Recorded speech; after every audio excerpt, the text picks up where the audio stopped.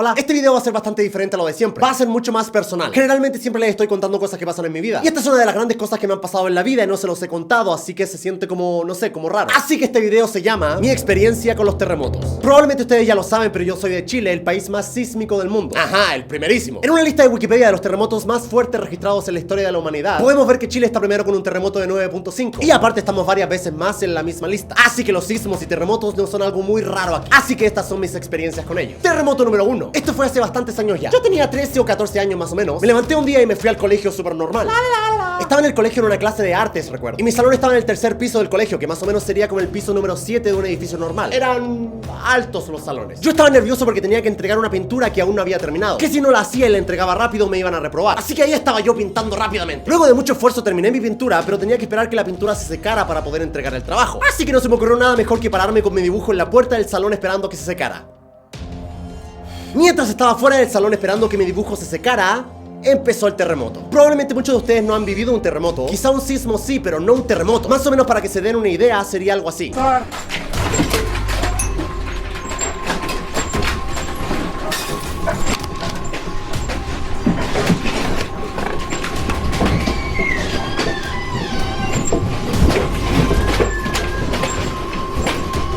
Así que básicamente yo estaba en la puerta de mi salón cuando el terremoto empezó. Estaba yo sin reaccionar, como medio en shock, y de repente me doy vuelta. Veo a todos los niños corriendo hacia mí, así como que ¡wow! Así que salimos todos corriendo y nos fuimos a la zona segura del tercer piso del colegio. Lo digo entre comillas porque ninguna zona es segura en un terremoto. Aún en el tercer piso del colegio estábamos esperando que el terremoto pasara. Estábamos básicamente hablando entre nosotros para calmarnos y que no nos desesperáramos. Pero había niños llorando, gritando por todos lados, era un caos. Y yo pensé en ese momento, el profesor sabrá qué hacer. Así que yo empecé a buscar con la vista en el grupo de personas que estaban ahí al profesor. Cuando en eso miro para abajo y veo al profesor corriendo en el primer piso derechito hacia la salida. Más o menos mi reacción fue algo así como... ¡hijo de puta! Como el terremoto aún no pasaba, los niños empezaron a correr hacia la salida. Pero yo y un pequeño grupo de amigos decidimos esperar a que el terremoto pasara. Podría ser muy peligroso bajar escaleras corriendo en un terremoto, te puedes caer y pegarte en la cabeza. Así que básicamente ahí nos quedamos un par de segundos. Pero al final el terremoto no parecía que iba a parar en ningún momento, así que teníamos que bajar sí o sí. Básicamente teníamos dos opciones: dar una vuelta gigante por todo el colegio para llegar al primer piso y a la salida, que ese básicamente sería el camino largo, o bajar por unas escaleras que daban directamente al primer piso y a la salida, que obviamente era el camino corto. Así que dijimos, hey, vamos por el camino corto. Así que estábamos a punto de llegar a la escalera para empezar a bajar, cuando vimos que básicamente la pared se cayó y tapó la entrada a la escalera y quedamos como... mejor por el otro lado. Sí, mejor. Así que la única opción que teníamos era el camino largo. Primero había que pasar por un pasillo bastante largo teniendo cuidado de que nada te cayera en la cabeza. Luego bajamos por una escalera mucho más corta, pero sigue siendo peligroso porque sigue siendo un terremoto y te puedes caer. Y luego ya en este momento el terremoto empezó a pasar un poco y empezó a ser mucho más suave. Ya por lo menos era un poco más fácil caminar y moverse. Luego ya por fin llegamos a la última parte del camino para poder salir del colegio, que era una especie de pasillo que estaba al lado de un edificio del colegio. Lo malo de este edificio que estaba al lado del pasillo era que tenía demasiadas ventanas. Y en un terremoto es muy probable que los vidrios empiecen a quebrarse y empiecen a caer. Y estar caminando y que te caiga un vidrio en la cabeza obviamente puede ser bastante mal. Así que tuvimos que avanzar pegados a la otra parte del pasillo, lo más lejos posible del edificio, así como...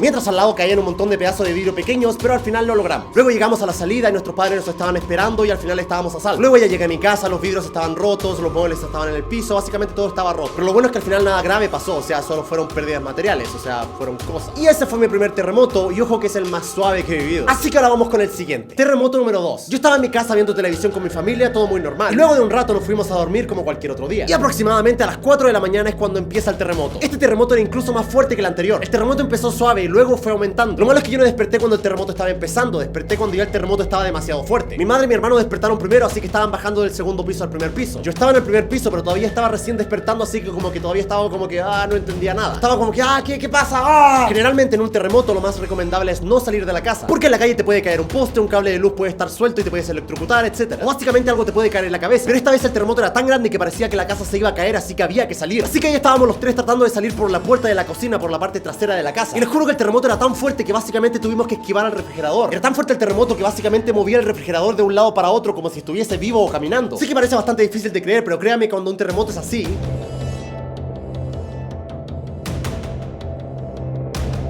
absolutamente todo se está moviendo. Así que básicamente tuvimos que esperar a que el refrigerador se moviese hacia un lado para poder correr hacia la puerta, porque si te llegaba a aplastar ese refrigerador no era algo muy bueno, sinceramente. Mi madre, como podía, estaba tratando de meter la llave en la puerta para poder salir, que básicamente en un terremoto eso es tan difícil como poner el hilo en una aguja. Cuando finalmente logramos abrir la puerta, logramos salir. Yo recuerdo que básicamente mi hermano salió primero y se fue a un rincón. Yo y mi madre salimos después tratando de no caernos en el terremoto. En ese momento yo solo vi la cara de mi hermano mirándome algo así como...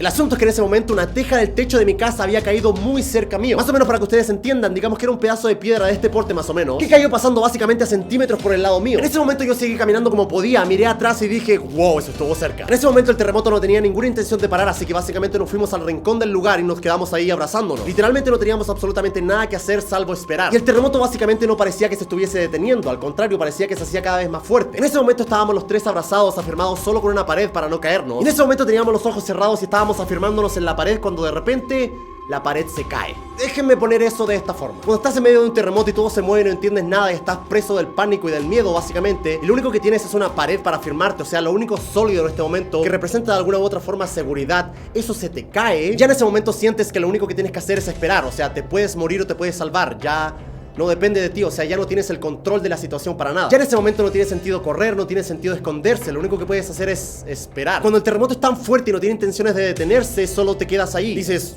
ok, hasta aquí llegué, se acabó.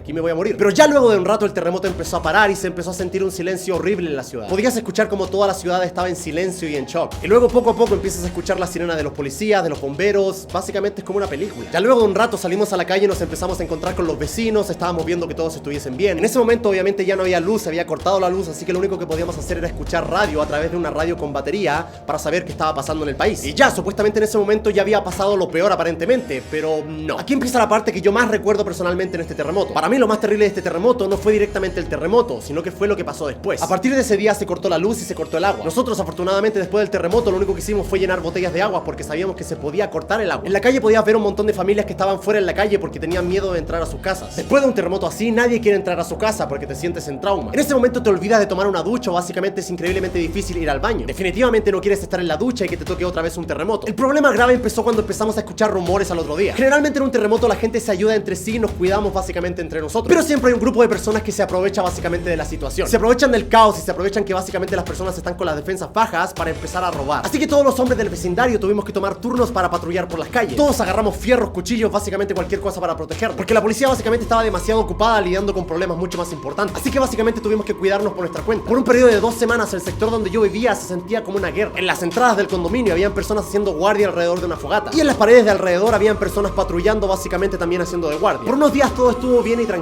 Aparte de seguir lidiando día y noche con los temblores, porque siempre luego de un terremoto muy grande le siguen varios temblores pequeños, básicamente unos 5 o 10 temblores diarios. No lo digo como algo muy importante porque luego del terremoto como que los temblores pequeños pasan a segundo plano. Una noche empezamos a escuchar ruidos en nuestro vecindario, así que todos fuimos corriendo hacia una pared para ver qué estaba pasando y podíamos ver como en el vecindario de al frente ya habían personas que estaban robando. Podíamos ver de lejos que también tenían personas con palos haciendo de guardia. Por suerte en nuestro vecindario no alcanzó a pasar nada muy grave. De vez en cuando llegó uno que otro tipo, pero como veían que nosotros éramos tantas personas que estábamos defendiendo, al final se iba. Al final lo más inquietante fue el constante miedo de primero que todos los temblores y de que alguien se metiera a tu casa. Y básicamente estar lidiando con temblores día y noche no te dejaba dormir tranquilo, así que dormíamos como 2 o 3 horas al día. No tener luz y no tener agua tampoco ayudó mucho. Ya por fin luego de 2 semanas regresó la luz y el agua y todo volvió a la normalidad. Ya por fin pudimos ver las noticias y enterarnos de lo que realmente había pasado. Para nuestra sorpresa, el terremoto que había pasado en nuestra ciudad ni siquiera fue noticia. En las noticias, luego de 2 semanas después, nos enteramos de que en otra ciudad, aparte de lidiar con el terremoto, tuvieron que lidiar con un tsunami. Todo lo horrible que nosotros habíamos vivido con el terremoto, con los ladrones, con el corte de luz, no era nada comparado con lo que otras personas estaban viviendo en ese momento. Una ciudad entera destruida por un tsunami. Gente perdió sus casas y perdieron sus vidas. Yo les estoy contando como yo personalmente viví el terremoto, pero fue horrible enterarse 2 semanas después por la televisión que lo que yo estaba viviendo básicamente